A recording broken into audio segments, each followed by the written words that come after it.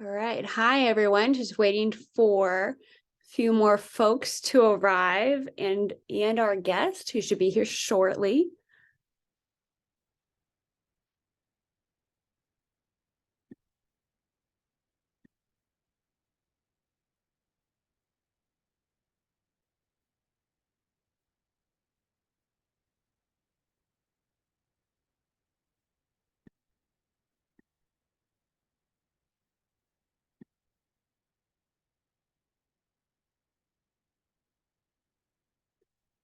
Nice seeing some familiar faces. All right. Hi. Hello. Hi, David. My name is Ashley Hauser with Big Apple Film Festival. How are you doing? Great. How are you? I'm doing well. It's a beautiful piano behind you. Very much. Um, as we continue our screenwriting conferences for today, just a reminder for our audience, we've got the Big Apple Film Festival happening in New York City, and we've got screenings all week at the Quad Cinema. And today we now have with us David Diamond. And again, thank you for joining us. David, I thought to kind of start us off, would you mind just telling us a little bit about your background, how you got into the industry, all that Sure. jazz? I'm from Philadelphia, where you're raised to believe that actors make up their own dialogue. I had no connection to the film business whatsoever. I went to NYU, and about halfway through, I was studying history, and I realized that all of my friends were in the School of the Arts. They were all studying acting and directing and writing. And I was so much more interested in what they were doing than in what I was doing. And I transferred into the School of the Arts and studied film at NYU. And then a bunch of us moved to LA, and because we were young, and why not? And one thing led to another. I was working for a television producer in Los Angeles and realized as I was reading screenplays for him that this is what I wanted to do. I wanted to be a screenwriter. And so I started out like we all do. Oh, fantastic. Great. And for our audience, if you guys have any questions at all, go ahead and drop them in the chat, and I'll make sure to take a close look at that. And then I'll just kind of start asking some questions too. What would you say, like, as a writer now, what's the most valuable, or a couple of things, valuable tools in your toolbox? Resilience. Resilience is the most valuable tool, I think, and persistence. And another, or maybe the other, is listening really, really well to feedback and understanding that feedback is not personal, that it's really important, that even feedback from someone you think doesn't understand what you're doing can be very valuable, because you can see where you lost them and figure out how to fix the problem. So I think that, listening and resilience. I'm going to go with those two. Yeah, that's fantastic. That when you were talking about, listening to feedback, that made me think of maybe when you were first starting out, did you latch on to any kind of mentor for you coming into writing, or was this more your friends become your mentors? Yeah, great question, and you answered it for me. It was really the latter. I only wish I had had a mentor. I've really tried in the years since my writing partner David Weissman and I became professional screenwriters. This is a long time ago. I've really tried to be the mentor to other writers that we didn't really have. I did have mentors as I was doing jobs before I became a professional screenwriter. So working for producers, there were a couple of producers I worked for, and development executives I worked with who were really smart and generous, and they would read things and they would give me feedback. That was very helpful. But mostly once I stopped working for those people and was just devoting all of my time to writing, it was my friends. And most of my friends, quite honestly, became successful before I did. I was kind of the last of my group, my social group and my creative group. I was the late bloomer, which was kind of frustrating and difficult, but I also had the benefit of, feedback and input from friends who were invested in me, who really cared and didn't toss me aside, just because maybe I wrote something that didn't land with them. Oh, yeah. It's so important to have that support network. Yeah. Was there a particular project or opportunity, earlier on in your career that was kind of the thing to allow you to break in a little bit further, would you say? Uh, uh, Great question. Yeah, I think that one thing that is fairly common among writers who are able to have careers over a long period of time is that, it's a little bit like dating, like before you get married or commit yourself to someone for life, there's sort of like the almost right person, maybe. You learn so much from it, but it doesn't quite, doesn't last. And I think that we had those projects also before we sold our first spec script, which was in 1994, if anyone can remember that far. We had written a spec called People of Girth about four friends who were struggling with their weight, who were eating together in a 24-hour all-you-can-eat buffet, and the manager tries to toss them out just because of the way they look. And we got some traction with this script. The script had a lot of fans, and it helped us get to agents who ultimately did not sign us. But it also got us to a studio executive at Universal who was a fan of the script and liked the writing and kind of gave us an opportunity to work on something a little bit. It turned out not to be the thing. It turned out not to be so real. It got us a very nice meal at the Ivy in Beverly Hills, but a little bit of a taste of what it might be like to work with a real studio executive at a studio, which was an experience that we would then have for real probably a year or two after that. Nice. Yeah. Hey. The other thing is this. We did a low budget independent movie called Below Utopia that was really written as, kind of a challenge to do something. I was so sick of struggling in obscurity and being broke. And I just figured, I'm going to write something that is inexpensive and genre and more commercial than what I was, motivated to or inspired to write at that particular moment. And so I wrote this little thriller, like a 2-character thriller, took place all in one location. It was called Below Utopia, and ended up setting it up as a television movie for the Fox television network. And HBO ended up making it with Ice-T, Justin Theroux, and Elizabeth Milano. I think I made $10,000. I had never made $10,000 writing before. It allowed me to quit my freelance script reading job.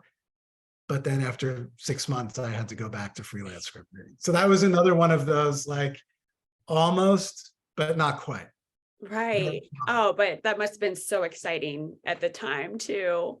It was super exciting, and it was just as disappointing when, it didn't get me where I hoped and thought that it would. Right. Oh, yeah. The ups and downs. Was there, when you looking back, What do you think would have been the most surprising thing about your career path that you learned along the way? Was there something that like, oh, I wasn't expecting that this was part of it, or I think probably the ups and downs maybe would be the surprise. I really started writing with fairly modest hopes and expectations. I love movies. I wanted to be able to create an experience for other people that was like the experience that I had when I was watching movies that I loved. That's really what I wanted to do.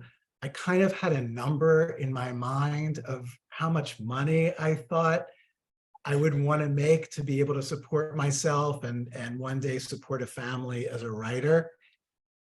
And frankly, what ended up happening far exceeded my expectations. I really did not expect to have the career that David and I have had. At the same time, you see things sometimes that you're not particularly invested in that come together very quickly for reasons that have nothing to do with you. And that's a certain type of success and financial success too that comes along with it. And then you see these other things that seem like we've never written anything better than this. And, this is a script that seems to be a favorite of so many people. How come it's not getting made? That's of course you hear this, when you get into this business, this is one of the things that you hear, and it's, I think, always been true, and it's still true, and it'll probably always be true. And yet somehow it's a little bit surprising. Yeah, and I think the other thing is just how much you don't control. You control as a screenwriter what you choose to write and how you choose to write it up until a certain point. But other things that are going on in the business, we do not control, and we're significantly impacted by them. When the DVD market collapsed, that had a significant impact on my partner and me, because the types of movies that we typically write were primarily financed from DVD sales from the studios. So when that market collapsed, the barriers for us became much higher, and that had nothing to do with what people thought of our work or what kind of movies people like or anything like that. It was just sort of a practical financial thing. Mm. That's a really good point too, because oh, before I get into my question, I think someone just popped in. I'll hold mine for later. Jay wrote, any tips on breaking in when demographically speaking, I don't check any of the boxes that seem to be in demand as far as writers?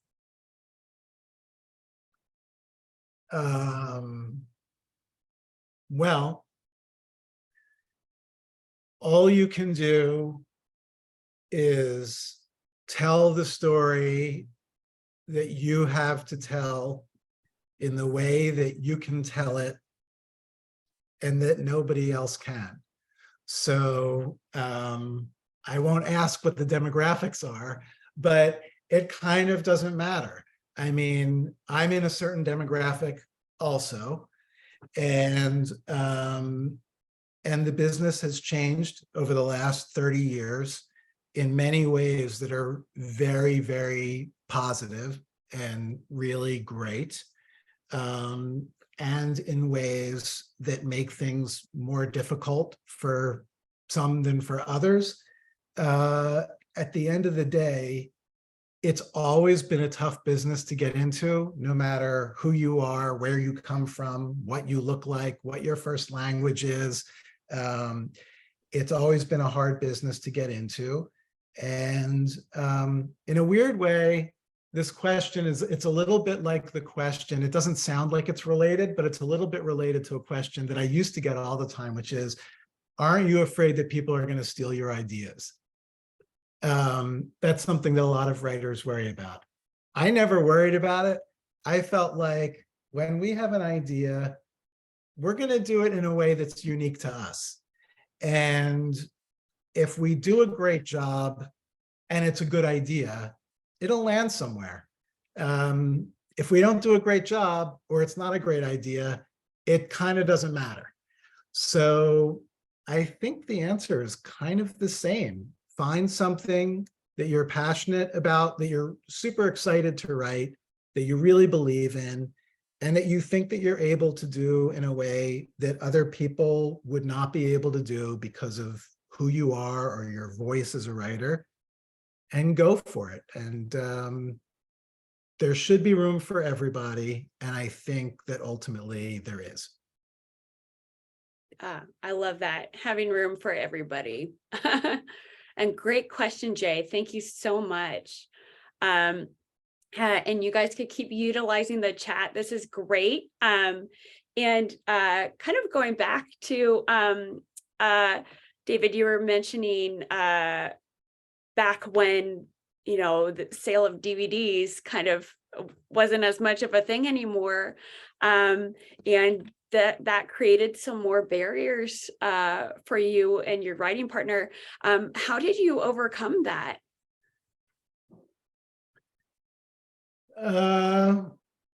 Well, we didn't entirely overcome it because,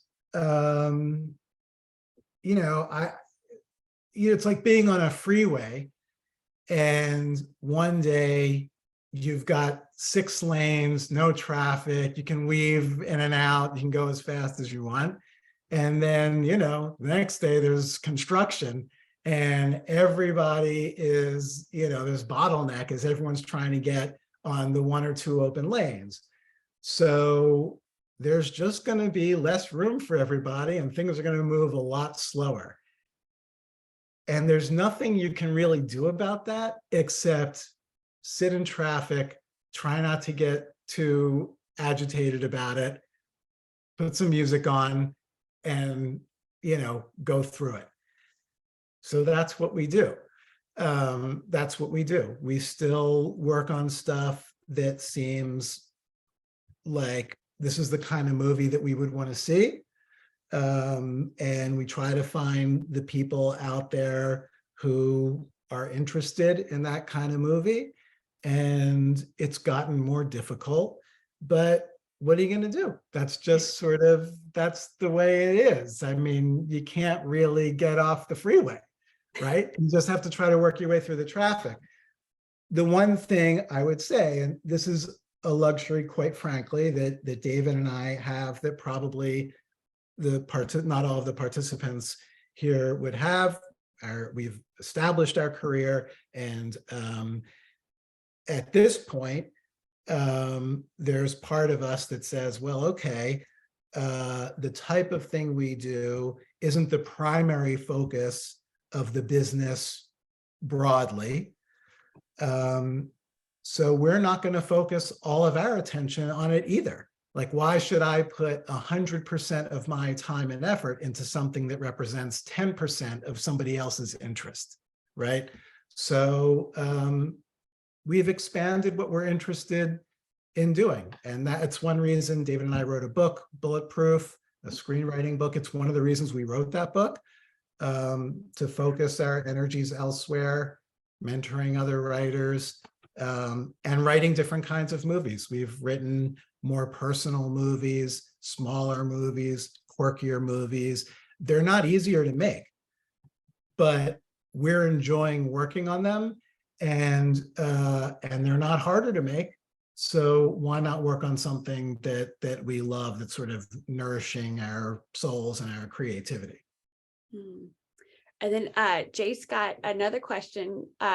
Jay writes, is it better to have writing samples in multiple genres or the same genre?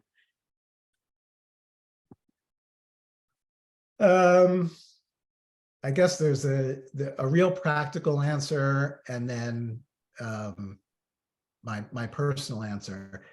I think the practical answer is probably one genre. I remember there was a moment in our career about 10 years into it.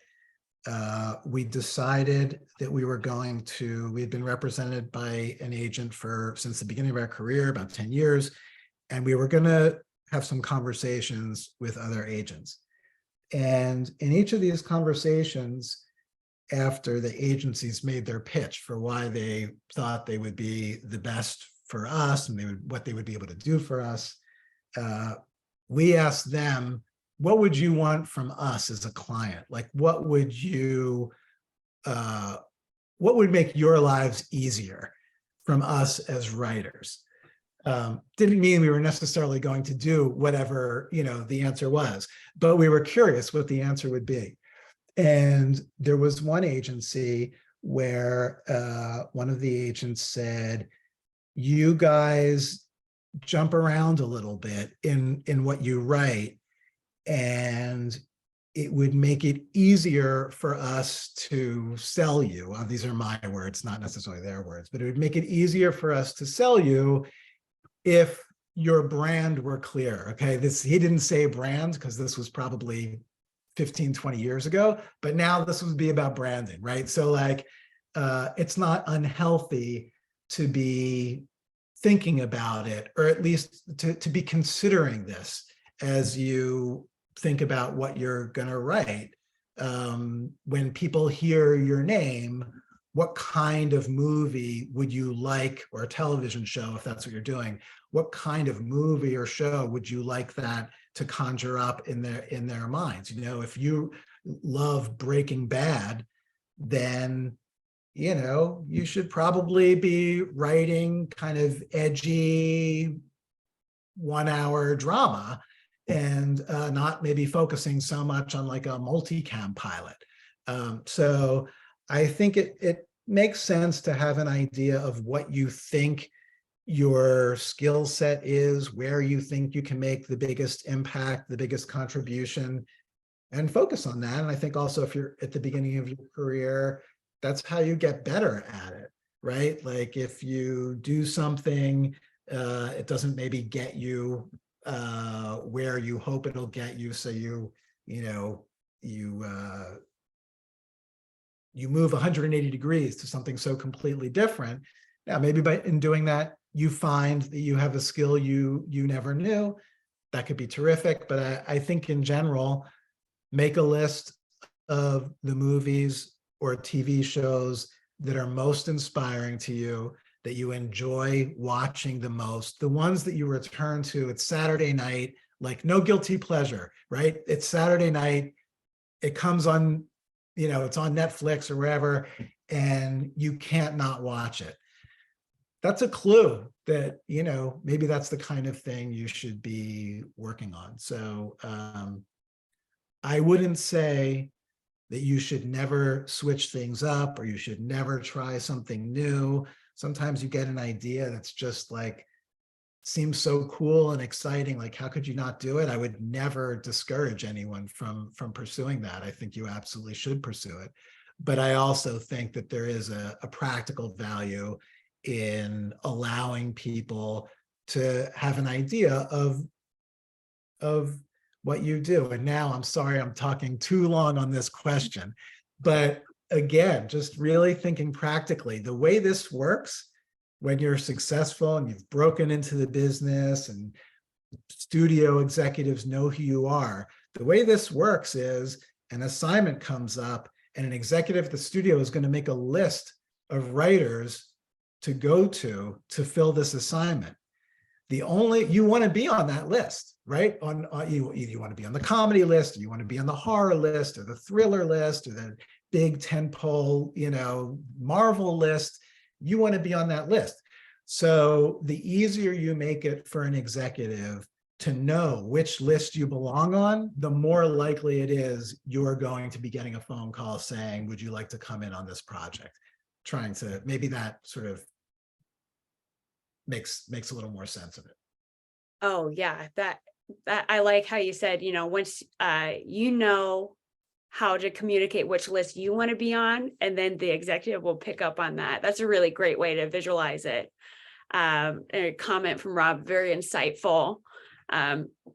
Appreciate it. I guess now that we're kind of moved the conversation almost onto this business side, wondering if you could speak to a little bit about gaining representation as a writer, what that process was like for you, any challenges, maybe questions to ask in that process too, when you're sort of interviewing places. What was it like? It was longer and more frustrating than anyone would ever want it to be. And, you know, if there's any secret to this at all, it's the following. You will find representation when you really need representation, possibly not before. And that never comes as soon as we hope it will and think that it should.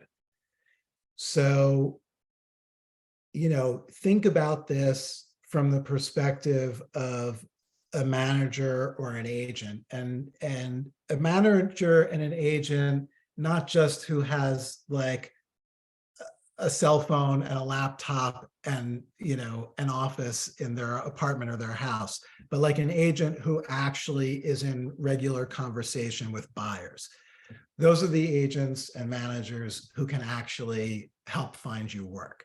And those are the agents and managers who you really want, because it may feel good to say, I have a manager, but if the manager doesn't find you work, then at the end of the day, what good is it? So those managers and agents, they're going to sign clients when they believe that they are going to make money from them. And the way they make money from them is by getting them work. So they're going to read these scripts and they're going to say to themselves, is this someone, you know, that when that development executive makes the comedy list or the horror list or the tentpole list or the action list, is this someone I can get on that list? And if the answer is yes, you're going to get signed. And if the answer is no, then you're not going to get signed by that agent or manager. And the exception might be the manager who says, not today, but maybe 3 to 6 months from now. This is someone who I will work with, and 3 to 6 months from now, we might be able to get them on that list. If you find that person, you should listen to them and listen to what they have to say. And if it's compelling, you should work with them, because managers and agents get invested in their clients in the same way that clients are invested in their managers and agents. It's really a relationship. It's a two-way thing. And if you can find a manager and agent, as we did at the beginning of our career, who is willing to put the work in before the payoff, that's really fantastic. But you know, we thought several times along the way that we had written stuff that was worthy of getting us signed, that we should have gotten signed, and it didn't happen. It didn't happen. And then there was an agent who read our screenplay, People of Girth, and unlike the others who just passed for all the reasons I've just laid out, he said, I don't think I can sell this script, but I think that you guys have a unique voice. And I think that if you apply it to a more mainstream idea, you can leapfrog into the mainstream of the business and have a career. And we came back 2 weeks later with ideas. We picked one, we wrote it. He went out with it on a Tuesday. And by Friday, we had a 2-picture deal at Fox. Wow. That's great. What would you say with you know, the process of pitching something? What do you think when you were first starting out was the most challenging part of kind of learning to do that and practicing that? And if you have any advice to our audience. Yeah, keep it brief and really entertaining. That's my advice. And the goal is, without going too long, to make the people hearing the pitch feel like they've had the experience of watching the show or seeing the movie. That's really the goal. So, and I, it's very difficult to begin your career with a pitch, because why would anyone hear a pitch from you unless you had already written something that they really responded to? So in our case, our career began with a spec script called The Whiz Kid, and it sold to Fox. Everybody in town read it because there was a bidding situation for it, and people responded to the writing. And so, then there's a slew of meetings. And when you have that slew of meetings, that's when you have an opportunity to start pitching other projects. So the second project we pitched and the third project we sold ended up becoming the movie The Family Man, which we made in 2000 with Nicolas Cage and Tay Leone. And we pitched that movie in 1995. So it came out 5 years after we pitched it. It was in production, I guess, 4 years after we pitched it. And that pitch was a half hour long. It was the whole story fully worked out, all 3 acts, including dialogue, including, for anyone who happens to have seen the movie, there's a big set piece at the airport at the end of the movie, and a long speech from Nick Cage. And we basically pitched that speech pretty much word for word the way you see it in the movie. That was all part of it. And we sold that pitch in the room because the executive we were pitching to, who became a friend of ours, John Shestak, felt like he'd just seen a really heartwarming, fun, funny, lovely movie. And so that's how we did it. But that pitch was way too long. I mean, we were young and inexperienced and kind of naive. And fortunately, it was so meticulously worked out, and there was so much dialogue in it that I think it was pretty entertaining. But half hour is too long. And yeah, should have been shorter. Oh, yeah. Nice. Well, now you know, but it worked Now out. we know. Now I know. Yeah. That's fantastic. I always enjoy seeing that film when it comes on around the holiday season that we're approaching on TV Yeah. a lot of times. So now I'll have a different experience when I see that. Great. And thanks again. If anyone has more questions, go ahead and drop them in the chat. We've got about 15 minutes left. I guess too, I'm kind of curious with being a writer. You've mentioned, some other jobs that you've had while also, building your screenwriting career, like being a reader. Are there certain opportunities that you would recommend to other writers out there to take, because maybe it'll help build their career, or just broaden their view? That's a great question. I think when I started out, if you are really serious about having a career as a screenwriter, you really need to be in LA, maybe New York, but really LA, and that's where I went. I think in many ways, and for reasons that are I think fairly obvious, that's not necessarily the case anymore. It's possible to write from anywhere, and there are ways of getting attention on your work, regardless of where you live. However, there is still an advantage to living in Los Angeles, or maybe New York too, but mostly Los Angeles, for mainstream movies and television. And that's where the business is. And there are opportunities there to work within the business. And 2 things happen when you work in the business. One is you develop relationships with people, and those relationships can be incredibly important, because when you've written the script that is ultimately going to get you representation. It's going to get you your manager and an agent. You have to get it to those people somehow. And one way that you get it to them is by having someone who's already established in the business read it and say, you know what, I think so-and-so would really respond to this material. So developing relationships is one distinct advantage to working in the business. And the other is, I think, to see how the business works. It's very difficult to write in a vacuum. And even, you're in Iowa and you have a circle of friends who are very creative and give feedback. And it's amazing. I mean, it's incredible to be part of a creative community like that. But those people are not going to be able to add this practical element of great. And this is how the business works. And this is where what you've just done fits into the business. And if you want to have a career, a professional career, and earn money from screenwriting, it's not a purely creative issue, but it's a very practically important issue.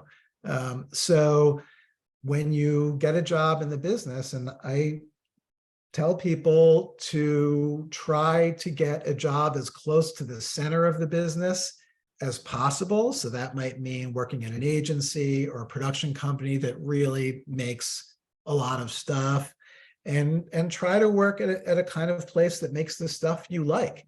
If you're really into horror films and you want to write horror films, you should try to work for Blumhouse.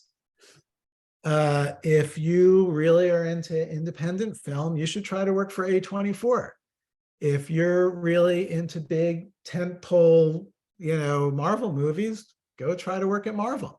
Those aren't easy jobs to get. I'm not pretending that they are. I'm just saying that, your feet should take you where your heart wants to be, So I think that having practical experience in the movie and television business is valuable to aspiring movie and television writers. Great. And let's see, I got a couple questions here now in the chat. Jay writes, what's the best way to leverage in New York too, would you say? I haven't lived in New York since I was in school there. And I've been there to shoot movies, but I haven't worked there over a sustained period of time. So I don't really know that environment that well. Honestly, I don't know if I'm the best person to answer the question. I mean, I think all the major agencies and all the studios have offices there. So, it's not like you're in North Dakota, with apologies to anyone here who might be from North Dakota.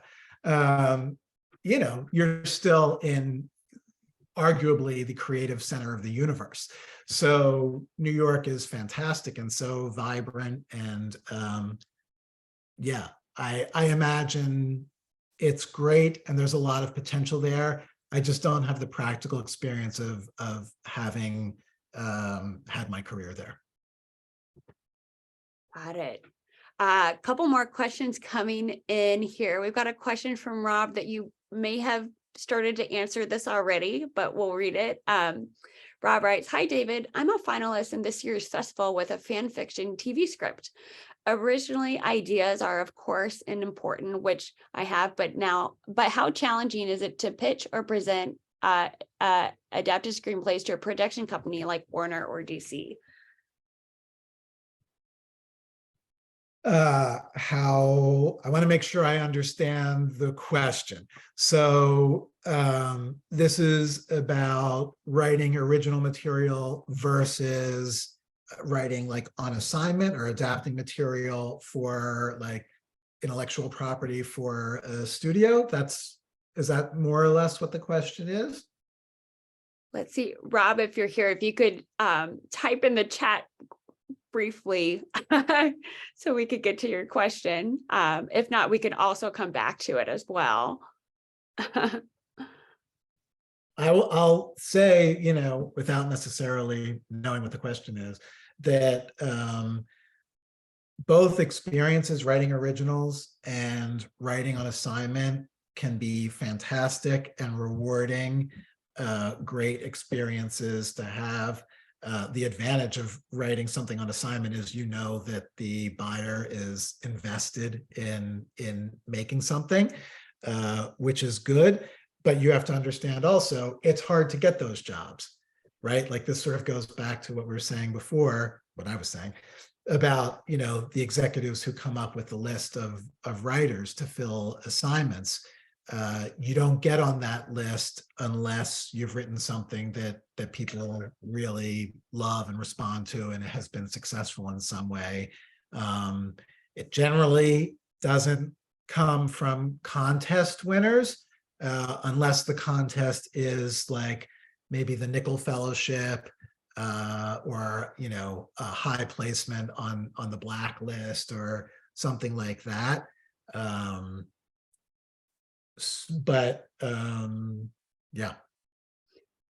Great. And then just to clarify, Rob did mention adapting for assignment and TV. Yeah, I mean, we've had great jobs adapting foreign formats for television, adapting novels as movies for studios. Those are great jobs to get and to do. Again, you're not likely to get them unless you've done something original first that people are excited about. So I think, again, unless I'm misunderstanding the question, and I really apologize if I am, but I think that the focus initially needs to be on original material and trying to do something really striking that's going to get people's attention. And if you get people's attention like that, they will find you when it's time to adapt something that they perceive as being in your wheelhouse, so to speak, which also speaks to the other question from earlier about sticking to one genre or writing in multiple genre. It's people are looking for writers who are able to do the kind of TV or the kind of movie that, that they're charged with doing. Mm. We've got a question here from Genevieve. Genevieve writes, I've worked in film and television for 24 years, but haven't utilized my connections to let them know I'm a writer. How do I cross that boundary without sacrificing the relationship? Carefully and respectfully, but you do it. I mean, I don't know specifically what you do in the business, but I didn't start out as a screenwriter when I was working as a reader. A lot of readers are aspiring screenwriters. Some want to be creative executives or they want to be producers. Do a great job at what you do. You've been doing it for a long time, so you're probably really good at what you do. And in the time that you've been doing it, I'm assuming you've developed professional relationships with people you've been working with. And you devote yourself to the writing. And when you feel like you've written something that is worthy of being exposed, pick someone you feel close to professionally, someone who might be invested in you, and tell them that you've done this and ask them if they'd be willing to read it and give you feedback. That's sort of how it works. People expect it. And I would encourage you to do it. The one additional thing I would say is, and this applies to everybody, not just to you, it's extremely important to understand how many screenplays you can ask someone to read, how many drafts of a screenplay you can ask somebody to read. Your life partner, as many, until they tell you, don't show me anymore or it's over. You can, as many as you like. Family members, multiple screenplays, maybe multiple drafts. They'll tell you if they can't read anymore. But professional relationships, that really varies from you get one shot and that's it, one draft of one screenplay. And that can be very, very, very useful relationship, but don't abuse it. And then there may be others where you're a little closer, people are more invested in you, and you can give them 2 screenplays or maybe even 3 screenplays. You really have to be able to read the room and understand the nature of the relationship and really respect the relationship and don't abuse it. But people you work with who respect you, people like helping people. They really do. That's great. Oh, and then to clarify, Genevieve wrote, she's been working as a line producer. She says, thank you so much. That's a great job. You interact with so many people in that job who keep this business moving. I think you should be very well situated as a line producer to have these conversations when the time is right. Nice. That's great. Well, I think for our audience here, we probably have time for one more question if anyone wants to write something in the chat. If not, I had a question on your book. I was wondering, what do you think you have any plans to write another one, or what was that process like? Did you like it, not like it? I was just thinking about that over the weekend. I wouldn't have thought so, but now maybe, the reason we wrote the book was kind of the same reason I'm doing this. We've had this career, it's going on 30 years. In that time, we've talked with a lot of aspiring writers about their specific scripts, more broadly about getting into the business, and we've tried to be as helpful as we can be. It's often the same conversation over and over and over, which is totally fine. I think we say in the introduction to the book, it's like 500 cups of coffee. That was probably conservative. It's probably many more cups of coffee than that. And so we just decided, let's just take what we know and what we've done and what our experience has been and the insights that we have, and let's just put them on paper, and anybody who wants them can have them for the price of a couple of cups of coffee. And that's what we did. And we had a conversation with Michael Weezy Publications, and who they specialize in film books. And that's sort of how the book was born. And a lot of the questions that I'm getting in this session are the very same questions we're trying to answer in the book. And a lot of it has to do with blending the creative process, the creative impulse, the creative process with the needs of all of the various creative and financial stakeholders who have to say yes in order for you to sell your script and get your project made. We don't do this in a vacuum. It would be nice if we did and we could get paid for it. It just doesn't work that way. And you're going to work with a lot of people, agents and managers and producers and directors and actors and distribution people and marketing people. And it's so many people, and they all have to be on board. So we know as writers how we look at our idea and how we look at writing, but it's important to know as we do it and to factor in, how is someone going to sell this? How is someone going to how's this movie going to be marketed? How's this TV show going to be marketed? Because if you can answer that question for the marketing executive, you've just gone, you've just marched the ball 20 yards down the field. I have Monday Night Football in mind. But it's a huge, huge step. The idea is to do your job great and to do other people's jobs for them a little bit also. Fantastic. Well, yeah. Well, if you write another book, we're looking forward to it. Thank you. We're just about at time, but David, thank you so much for spending this last hour with us. This was so insightful, and thank you to our audience.